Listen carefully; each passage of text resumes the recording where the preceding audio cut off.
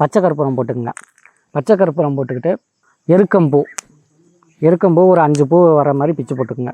பிச்சு போட்டுட்டு வேப்பங்குலை யூஸ் பண்ணலாம், இல்லை வேப்ப மர புல்லுருவியும் யூஸ் பண்ணிக்கலாம் நீங்கள். இது வந்து காக்கை கூட்டில் இருந்து எடுக்கப்பட்ட ஒரு சின்ன கிளை.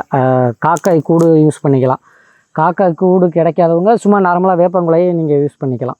அதாவது காக்கா கூடு கட்டாது, குயில் கூடு கட்டி குஞ்சு பொறிச்சு போயிருக்கும், அந்த இடத்துல தான் காக்கா போய் குடியேறும்.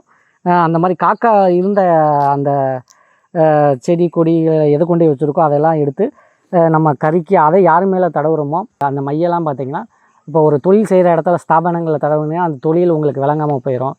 இல்லை தவறான உறவில் இருக்கவங்களுக்கு அந்த மையை தடவி விட்டோம்னா அவங்களுடைய தவறான உறவு டக்குன்னு உங்களுக்கு உடனே புரிஞ்சு போகும். அந்தளவுக்கு உங்களுக்கு உடனே பலன் தரக்கூடியது அப்படின்னா பார்த்திங்கன்னா, அந்த காக்கை தங்கியிருந்த அந்த கூட்டு, காக்கை முட்டையிட்டு குஞ்சு பொறிச்ச அந்த கூட்டுக்கு பார்த்திங்கன்னா அந்த அளவுக்கு ஒரு இருள் சக்தி, ஒரு கெட்ட விஷயம், தொட்டாலே சர்வநாசம் அப்படிங்கிற மாதிரி அது ஒரு இருள், ஒரு பீடை நிறைஞ்சது. அந்த குச்சியை நம்ம அதில் சேர்த்துருக்கோம்.